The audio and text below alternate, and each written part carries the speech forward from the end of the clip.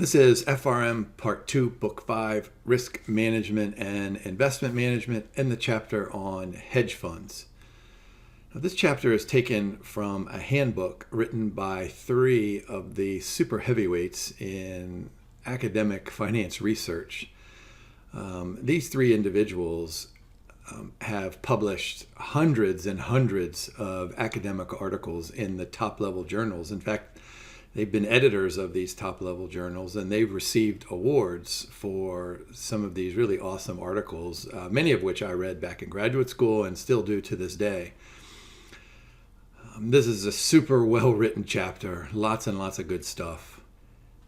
And you'll see the breadth and the depth as we go through these learning objectives. Notice this is called hedge funds, so really we could call this, hey, let's figure out everything that we want to know about hedge funds. And it's probably in here somewhere without the mathematics. And so that's good news for some of you, bad news for others. So look at these action words: describe and explain and evaluate. So let's go ahead and just quickly go through these characteristics of hedge funds, maybe some biases, look at the history, called the evolution of the hedge fund industry, roles of investors. Oh boy, there's risk and alpha, so we'll talk about alpha and beta again. And then probably what I think is one of the more important learning objectives there: compare and contrast the different hedge fund strategies. We have about 10 slides on those. Historical portfolio construction, convergence and asymmetry, and then a final learning objective on institutional investors. So let's go ahead and start with what we always do: an introduction to hedge funds. Actively managed alternative investments. Alternative meaning nothing more than a departure from the traditional, what are those three asset classes, right? Like cash and cash equivalents, and then fixed income securities, and then equity securities. So anything that falls outside of those traditional investments, and there are some potential ones listed there. Startup companies, tech stocks, gold, fund of funds, foreign government bonds. So you can pretty much invest in anything. A couple of interesting things here. They operate very similarly to mutual fund managers in that they pool the funds. But one of the big differences that you have to have, $1 million, $5 million, $10 million to get into the fund. So these are called accredited investors. And those accredited investors then probably have maybe different attitudes towards risk and expected return. So there's lots of strategies out there that are available to the hedge fund manager that probably are not available to the traditional mutual fund manager. Look at that third embedded circle point. Hedge fund manager specializes in just about anything. That's kind of a paradox right there. How about if we look at that learning objective on characteristics of hedge funds? Lack of transparency. And that sounds like a drawback, and maybe it is, but there's less public disclosure than other traditional investment vehicles, but there is something to be said about not revealing your strategy as a hedge fund manager. Let me just tell you a quick story. When I taught my very first MBA investments class, and this is in the late 1990s, I had a student who told this story. When she was a little girl, her grandmother would buy her the brand new Barbie doll for Christmas. You'd wrap it up, and so the little girl would unwrap it, and it would be this beautiful Barbie doll, and then the grandmother would take it from her and go put it in her attic. And so, my student was saying, boy, when I was a little girl, I really felt a sense of loss at Christmas time because this happened every year. And it happened every year, like through high school and even college. And then the grandmother passed away, sadly, of course, and all of these Barbie dolls were in the attic. And, eBay came around somewhere in that time period. And so she started selling these for hundreds and thousands of dollars. And it dawned on me, I thought, wait a minute, this is the hedge fund universe. This is the alternative investment universe here, let me go back here. Invest in just about anything. So my mind just goes to Barbie dolls when I think about that stuff. And of course, if I'm a hedge fund manager and I'm investing in Barbie dolls, I don't want to publicly tell that to everybody out there, because then all the other hedge fund managers, they're going to go look in the attics and then increase the supply of Barbie dolls, and that's going to cut into my profitability. And of course, you can extend that to any other kind of alternative investment. High leverage, of course, this means high leverage. I mean, the simple case is the use of derivative securities, like an option or a futures contract, or maybe a swap contract, but also involves lots of borrowed capital for arbitrage opportunities, and we list a couple of those as well. Risk factors. Wow. I mean, you think about this. If we're using leverage, and if we're pursuing arbitrage strategies, and if we continue to look to others to provide us with capital, we're going to have this extra financial risk. And so high risk can lead to substantial losses over extended time periods as well. And then lock-in periods can be quite long, right? 1 year, 2 years, 5 years. I mean, if I'm a hedge fund manager, I could say something like, look, send me your $10 million and you can't see it for 20 years. I mean, as long as it's in the prospectus, then, but then of course you have to agree to that. Fee structure. This is pretty standard, the 2 and 20, so 2% management fee and a 20% performance fee. That management fee is based on the size of the fund, of course. The performance fee is based on profits made. And so hedge fund managers can make tons and tons of money. Of course, they can make tons and tons of money, whether or not they have good performance. Wide investment latitude, we talked about that as well. Here's a great summary table that I would know if I were you preparing for the exam. And I know I told you this story in a relatively recent recording. I tell my students all the time, I say, look, you guys should grow up and become mutual fund managers, because then people send you their money every day, and then you get to pick stocks and bonds, and you have the potential to have a lucrative career. But then I say, wait a minute, how about if you could have people send you their money, maybe even more money, and you don't have to tell them a thing? And so that's pretty much what this table tells us here, right? Flexibility. The mutual fund manager has lots of constraints, not just with asset selection like stocks or bonds, but also limits on shorting and margin and other kinds of leverage restrictions, not least of which might be derivative securities. But the hedge fund manager has fewer constraints. Prospectus versus private placement, that's a simple one there. Liquidity, investors can have access to their money at any day, but hedge funds, there's that lockup period, and then they can only have access to their money periodically, maybe quarterly or maybe semi-annually. Mutual fund managers, they may or may not use their own capital as part of the fund, but most hedge fund managers, pretty much as a sign of good faith, do this. Differences in advertisement as well. And then mutual funds, I mean, some of these can be listed on an exchange, but I'm guessing that you probably are aware that the volume of closed-end funds has really shrunk in the last, 10 or 15 years. When I was in graduate school, around 1990, there were tons of closed-end funds, but not so much anymore. Now, of course, as good financial risk managers, as good financial researchers, we're only as excellent as the inputs that we're able to gather. So what kind of databases are there available for hedge funds? I mean, we know that you can get stock prices pretty available and pretty readily going back, thousands of years, probably not that much, but at least 100 years or so. Fixed income security is the same thing. But what about databases on hedge funds? And so there are bunches of problems here. So notice down the left-hand column, we call these some kind of a bias. And so there are 4 of them listed on this page. So that's at least 4 really good exam questions. So a survivorship bias, this occurs when, let's suppose I'm the hedge fund manager and I stink. And I stink so bad that I fold. and I liquidate and I distribute all the money back to the investors.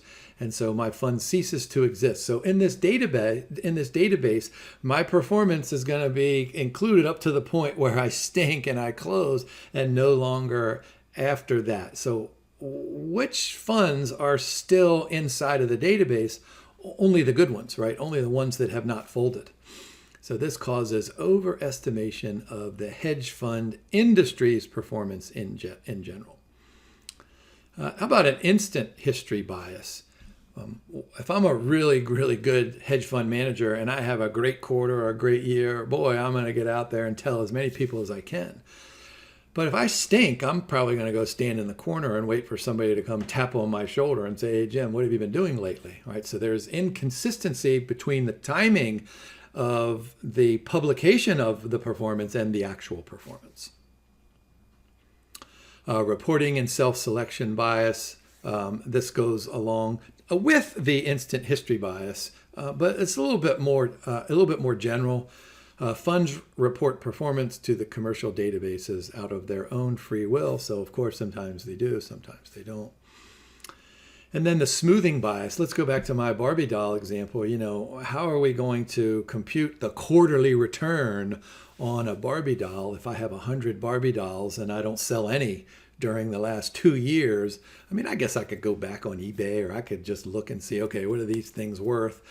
Anyway, this is an illiquid security, an illiquid asset, right? And so the best I can do is try to make a guess. So smoothing bias means that instead of having this kind of stuff like we do on the New York Stock Exchange, we'll have something that looks like that, smoothing bias. How about the evolution of the hedge fund industry in terms of databases? So not much prior to 1990. 1994, there was this big shift in the Federal Reserve's interest rate policy that triggered huge losses. And I always tell my students the story of Procter & Gamble lost a couple $100 million on an interest rate and currency swap because of that change in the Fed's interest rate policy. But because of this, these commercial databases on hedge funds were established. And so all this data, really began in earnest in 1994. And somewhere around 1994, this long-term capital management fund was created with about $1 billion. And then after 3 or 4 years, it grew to, maybe $5 billion or maybe even more than that. But they were pursuing high-risk strategies. Of course, they were doing this with some Russian bonds, and they used interest rate swaps. And I think I read recently that long-term capital management had a notional principal of around $1 trillion in interest rate swaps and all kinds of interest rate and currency swaps. And so, I mean, I don't really know how many zeros there are in $1 trillion, but if they're, in an interest rate swap, you're really betting on the difference between a fixed interest rate and a variable or a floating interest rate. And so even if that difference is small, like 10 or 20 or 50 basis points, multiply that by $1 trillion, and what do you get? Just how dangerous high-risk strategies can be. And of course, there was the bailout, et cetera, et cetera. All right, how about in the early 2000s, hedge funds outperformed the S&P 500 index, during and after the dot-com bubble and then the subsequent crash. So the hedge fund industry, this is important, experienced a gigantic increase in cash inflows. And so note from 97 all the way out to 2010, so there's that 20% net asset inflow increase. So it resulted in hedge funds quadrupling in number and a tenfold increase in assets under management. And here's this interesting thing that I said earlier about the learning objectives. Institutional investors were probably not too much of a participant prior to this time period, but they shifted their portfolios to include hedge funds, and they were rewarded with good returns. And we'll swing back with that in just a little bit. All right, we have talked about alpha and beta in the past. Let me just remind you that beta is our measure of systematic risk. Remember that beta ranges from around 0 to around 2, and market portfolios will have a beta of 1.0. And so in general, if a hedge fund manager wants to take more risk, then they can find high beta securities. If they want to take less risk, then they can find low beta securities. But really, the idea here is to find alpha. So alpha is defined as the return that is earned in excess for any kind of compensation for risk. And so what the hedge fund manager does is try to take unsystematic or idiosyncratic risk to compound those returns. That's why we have total return over on that far right portion of the illustration. Look at the second diamond point. Relatively easy for a manager to attain the beta return. I mean, really, this is just passive investment. All you got to do is invest in something like the S&P 500 index. But here's the second part of that. Earning or seeking the alpha, that is the tricky part. And so the only way that fund manager can generate a positive alpha is to beat the market portfolio or beat some kind of a benchmark portfolio or beat the competition. So there's a gigantic effort to separate alpha and beta. So what tends to happen is that active managers will lock in beta and then try to pursue those strategies that are going to maximize alpha. Boy, did I really say that? All right. Let's go ahead and talk about how this is possible. So let's suppose that we have a fund manager who uses S&P 500 index as the benchmark. Now, one of the goals is to increase alpha, but keep that beta exposure to 1.0, right? The benchmark beta. All right, so what we're going to have to do is find lots and lots of securities that have higher betas, right? So if we do that, that's going to shift the beta of the portfolio upward. But the manager can then go to a mercantile exchange and take positions in futures contracts to reduce the beta back to 1.0. I show my students the examples of this every semester, how to change the beta of a portfolio using the S&P 500 index futures contract. And it's really an awesome thing. So I want you to think about this. You know, what you're doing is you got this portfolio and you have some high risk stocks, but you're using a derivative market to reduce the beta to whatever value that you want. In this case, it's going to be 1.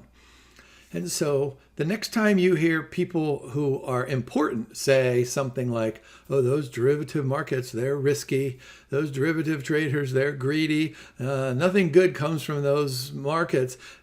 Take a step back and say, wait a minute, look at how valuable these derivatives markets are for hedging purposes, for maximizing alpha purposes. I mean, who wouldn't be in favor of these risk management strategies?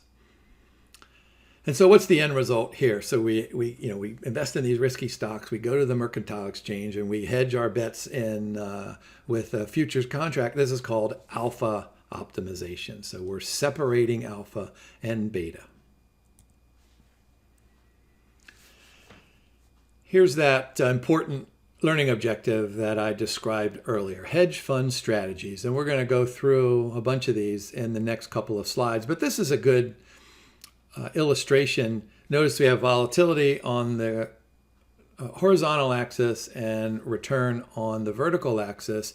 And so there's a group of low volatility, low return strategies, somewhere in the middle, and then somewhere up in that top right corner.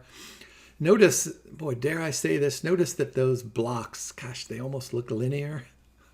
Can you do linearity there? Oh, maybe under some circumstances, maybe not under others. So let's go ahead and take a look at some of these specific strategies. How about a global macro strategy? So here we are, global, you know what that means, macro, so it's top down. So we're looking at the global macroeconomic variables inside of each economy. So in order to pursue this strategy, an individual has to be an expert in economics, in particular, of course, macroeconomics. So, of course, the starting point is to take a look at an individual economy. So let's suppose the size of the economy is this big. And then we need to predict if the economy is going to be this big next period, or is it going to be just this big next period? So GDP and all the stuff that goes into GDP. And then that individual has to take a step back and say, all right, wait a minute. If we were just relying on the supply and demand of economics, then GDP would probably be a good place to start, and it might be a great place to end. But of course, there are other people involved, and those other people are governments. And what do we know? Central banks out there and politicians, they're always bringing their own thoughts and their own agendas into their policy. So we can have changes in government policy on, interest rates and currency values, and then attitudes towards stock and bond markets. So global macro strategists have to be macroeconomic experts and also political experts to be able to kind of predict the shifting paradigms of central bankers. Of course, this strategy is going to use leverage and use derivatives. Sometimes it'll hedge, but a lot of times it'll just use leverage, directional investments that may have the largest impact on performance. Of course, expected volatility here, and this strategy very high. About a managed futures strategy, let me give you a quick story about some students that I've had over the years. I tell students in general, look, if you're interested in commodity futures contracts, what you need to do is make sure you get good grades, get all A's in your finance classes, and then go work for one of the large agricultural firms in the Midwest United States. Because what these firms are exposed to is known as commodity price risk. And they hedge this commodity price risk like the price risk in wheat and the price risk in corn and the price risk in cattle and pigs and all those different kinds of commodities. They hedge them with futures contracts. And what they do regularly is come up with a perfect hedge, because the assets in the spot market and the assets in the derivative markets are identical. So you can use futures contracts to completely eliminate commodity price risk. But one of the downfalls of this perfect hedge is that, prices go up and prices go down. And even though it's a perfect hedge, there's going to be a sense of pride or regret when the contract matures. And in some places, the hedger will say, boy, I'm really glad that I hedged the price of corn, because as this agricultural firm, I locked in at a price of corn, say $3 a bushel, but the current spot price is, let's say, 10 cents a bushel, right? So if we would have waited and sold our corn at 10 cents, we would not have been happy. So that hedger says, man, I'm really, really happy that I did that. On the other hand, suppose the price of corn is $20 a bushel. Then there's a sense of regret. I mean, this is all part of risk management. But I tell my students, I say, look, you need to go and work for one of these large firms so you understand how perfect hedges work. And then you can move on to the hedge fund industry so you can concentrate on the commodity markets and be able to predict that pride or regret, so that you can use these managed futures contracts so that you eliminate regret and only have a sense of pride. All right, so what is this managed futures? A diversified portfolio of futures contracts. So of course there's portfolio diversification, there's market diversification. I mean, there's even diversification inside of different kinds of commodities, because there are different qualities of corn and qualities of wheat, et cetera, et cetera. One of the cool things about this is that these managed futures portfolios tend to have zero correlations with stock and bond markets, so that's a good thing. Different exposures to different markets. So I mentioned commodities, but there's energies, there's agriculture, there's currencies, there's all different sorts of futures contracts out there. There used to be weather futures contracts, and there might even be some of those today. Most managed futures accounts try to adopt a market neutral strategy, which means that they want to be neutral inside of a market, but long or short, with specific contracts in there. So expected volatility, that's got to be high. Here's a universe that is often overlooked. When I think of distressed fixed income securities, I always think of something that I learned back in graduate school. There was something called the neglected firm anomaly, in which there were firms that nobody paid attention to because they were kind of dull and they didn't do anything exciting and they didn't have sexy commercials or anything out there that would attract an analyst to that firm. And so you could buy these at a little bit of a discount and they might provide with some kind of a better return. I think of these distressed securities kind of in that same vein, but mostly because lots of institutional investors, like a pension fund, in the policy statement, a pension fund might have a sentence that reads something like, there is no way that you can invest in any fixed income securities that don't have at least a BBB rating. So what that means is there is a market out there for these distressed fixed income securities. And so I tell students to think of it like this. Do you really care if you buy a fixed income security at 90 and then sell it at 95? Or if you buy a distressed security and you buy it at 50 and you sell it at, well, 54, whatever that equivalent return is going to be? Well, the answer is no.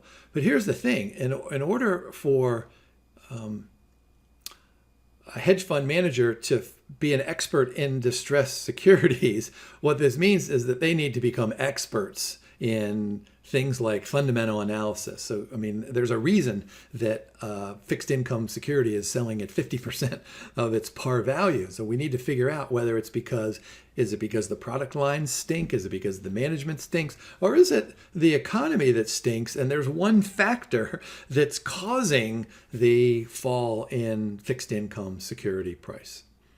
Now, because these are fixed income securities, I mean, even though they're distressed, they have more risk, but volatility is probably closer to the moderate side than the low side, but it's still fixed income securities, so there's not too much volatility here. Here, let's get some volatility. Emerging markets, if you think about these, if you have the economy, if the size of the US economy is, let's just say this big, and the size of the European economy is, let's say about the same, but then you have these emerging markets and, can you guys see in there, they're really small. And so what happens is that inside of this emerging market, there are great opportunities for high profits, but you've got to gauge that against the probability of lots of interest rates movements, lots of inflation, and volatile GDP growth. Not to mention that there are lots of constraints inside of these emerging markets, not least of which is restrictions on short sales. So notice expected volatility, super, super high. How about market timers? Boy, what does this mean? That means that you wake up in the morning and you say, okay, 9:30, I'm going to start trading, and I better trade now because I don't want to trade at 10 o'clock because there's some kind of momentum. All right, so market timing means that you want to get in when the prices are rising, and you want to get in right down here, or you want to get out or short when the prices are falling. So notice that first arrow point, manager's opinion of the economy or a market outlook. Now, of course, you can swing between and among all of these different kinds of asset classes inside of this alternative universe, depending on where that momentum is. Now, of course, not all market timing is momentum, but this is super difficult. In fact, lots of studies show that at least mutual fund managers are pretty incapable of timing the market over long time periods. And so expected volatility, that sounds like it should be high. How about a market neutral position? Let's go back to an example that I learned long time ago. Suppose we have two companies that are about the same size and they operate in the same industry, and they have similar quality management and similar quality product lines.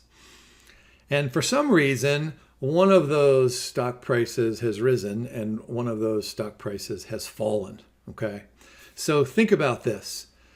You've got these two firms, which are very, very similar, so they probably have a high correlation. But the fact that they moved away from their fundamental values, one has increased in price, one has fallen in price, means that they've moved away from their true correlation coefficient. So what do? Take the short position in the one that has gone up, take the long position in the one that has gone down, with the idea that they're going to converge back to their true correlation coefficient. And so you win on both legs. But note, this is a market neutral strategy because you win and you lose, and you offset those winnings and losings depending on some things. Now, correlation is not the only way to achieve market neutrality. But what's happening is that, of course, in order to do this, you have to be able to be good fundamental analysts to be able to, what do we have in bold there? Detailed and effective stock analysis, right? Being able to try to predict. And you can use correlation and other statistical tools to try to determine those exact market neutral positions. And this is what makes it market neutral. There's low or no correlation to the market portfolio. So this is low volatility. Even though in my first example, we're making a correlation bet, there's no correlation to the market. Fixed income strategies, taking offsetting positions. And so this means taking long or short positions inside of a particular issue, or going over to the derivatives market and doing it over there. The goal here, arbitrage, that implies some kind of an inefficiency. So fixed income arbitrage is hoping to take advantage of pockets of inefficiency inside of the pricing of bonds. So this has almost everything to do with the spreads. So what do we know? Spreads, they can get more narrow. Spreads, they can get wider. And so you can do spread analysis on, going back to my two firms in that previous slide, operating in the same industry. Maybe they both have a bond issue. Maybe they both have coupon rates that are similar durations, all that kind of stuff. But maybe one has a wider spread, maybe one has a narrower spread. And because this is fixed income and it's arbitrage, that's going to have low volatility. Lots of firms like to issue convertible securities, which gives the bond holder the right but not the obligation to convert that bond into shares of stock. So when these convertible bonds are issued, the issuing firm raises more capital. And so what do hedge funds try to do? They try to say, all right, look, these fixed income securities are tied to the equity securities, and there's going to be a difference between yields, or there's going to be a spread difference, or some kind of a performance measure difference. Why don't we go ahead, and if the fixed income security and the equity security don't look like they're in line, let's go ahead and do something. And so probably what we're going to do is take the long position in the convertible security and then short the equities. This is called working the spread. And it's really a combination of the difference between market outlooks, but primarily the difference between the coupon payments received. Remember, we're long the bond, so we're receiving those coupon payments, and then any cash outflows that relate to shorting that share stock. Remember, the short position has to pay the dividend. And then equity long short. This is a little bit of a sub-strategy based on what I said earlier, right? We did the long and short based on correlations inside of one particular market or one particular industry, but you really don't have to do that. So notice here that first arrow point, you can long and short a range of sectors and categories and regions and factors. And this represents pretty much the largest amount in these hedge funds.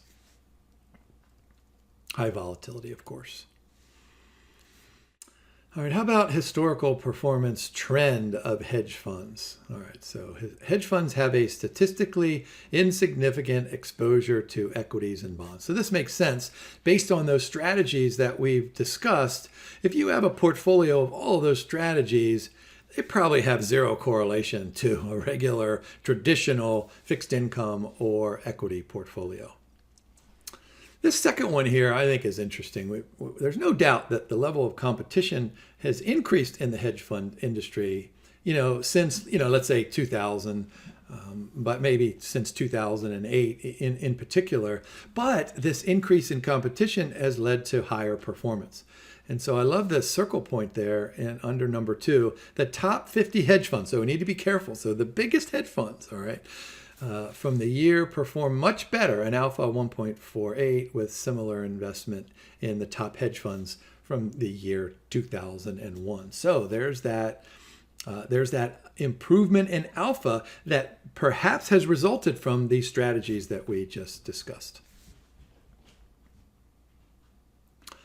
And the third part there, an investment in the top 50 hedge funds yielded a statistically significant alpha and relative to a couple of hedge fund indices, the hedge fund research, right, that one, and then the Dow Jones. And so what does that mean? Buying large hedge funds is much better than buying the index.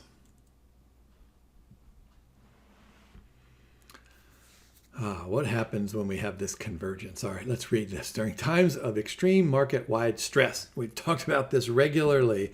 We know that during periods of extreme market-wide stress, that correlations tend to increase. Oh boy, so you're not surprised for me to read this. It has been observed that diversification among different hedge fund strategies does not protect investors. And so just when you need it the most, you might say, look, I have all these different hedge funds. They pursue all these different strategies. So I'm covered under the entire environmental scanning possibilities for future outcomes. But of course, we have this convergence. It might not be perfect convergence, but they seemingly converge in terms of risk factors. All right, so a couple of cases that we can look at here. March of 1994, there's that Fed abruptly announcing changes in interest rate policy. So 7 out of 10, big losses. August of 1998, in response to that long-term capital, 8 out of 10, heavy losses, of course, high leverage. August of 2007, which was the beginning of our financial crisis, 9 of those reported losses. So what's our conclusion? Do I have to even read this to you? Significant tail risk linked to credit strain. Oh my gosh. Yeah, that's not surprising at all. Well, there's always an agency conflict whenever you have stewardship and individuals or groups of individuals managing money for another group of people. So let's go back to that fee arrangement. So that performance fee of 20%, this may cause problems only because what a manager might try to do to increase the profitability over short term is take tons and tons of risk. Now remember, mostly the hedge fund investors don't really know what that risk is, but nevertheless, the manager is pursuing these extra risk to try to maximize return, and that may not be consistent with the investor's risk appetite.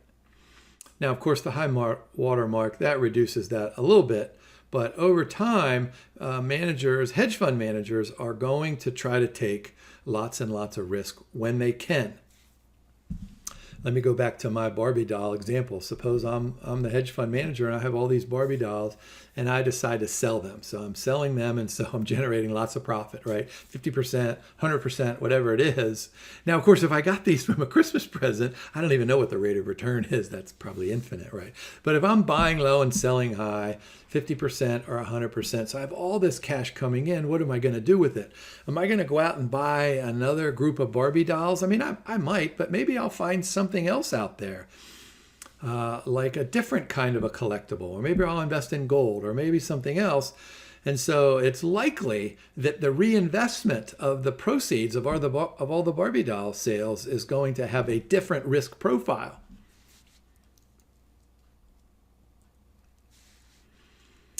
All right, how about institutional investors? This is what I mentioned a little bit earlier. I said we would swing back to it. So look, the notable increase in institutional investor interest from the year 2000. This includes endowments, includes pensions, and it includes insurance companies. So look at this assets under management. So what is that? 200 billion to 1.4 trillion. What is that? That's only 8 years. And so think about it. You've got endowments, pension funds, and insurance companies, which tend, I mean, they don't have to, but they, of course, tend to have lower willingness and ability to take risk and a much lower willingness to pay those high performance fees. But if these hedge fund outperformance persists, then it inevitably would attract the attention of these institutional investors. And so we shouldn't be surprised that these institutions then are now participating as hedge fund investors. And let's take a look at some of the really good things that have occurred because of this. Now, if I'm an ultra high net worth investor and I've sent $10 million to the hedge fund and I say, here's my 10 million. Have a nice day, invest in Barbie dolls, invest in an oil well, do whatever you want. And then, in 5 years, come back and tell me that you've turned that into $20 million and I'll probably be happy. In the meantime, for me to invest $10 million, I'm probably pretty wealthy, right? So I have a beach house, I might have an airplane, I got all this stuff. And so I have all these other concerns in my life and I'm trusting you. But institutions, they don't have beach houses, right? So they're going to say, look, I get it that you don't have to tell us exactly what you're doing of every minute of every day, but you need to increase transparency. So there's no doubt that this is a great benefit of institutional investor participation in this industry, which then it ultimately results in better governance and better operational integrity. And boy, let's go back to, 20, 30, 40 recordings ago when we talked about governance systems and how important they are for regular old traditional financial institutions. So now we can expect the same from the hedge fund industry. And that takes us through everything we wanted to know about hedge funds. So I'm going to go ahead and remind you, we've talked about alpha in almost every one of these chapters in book 5. So focus on alpha, focus on those hedge fund strategies. And I think those are the most important ones.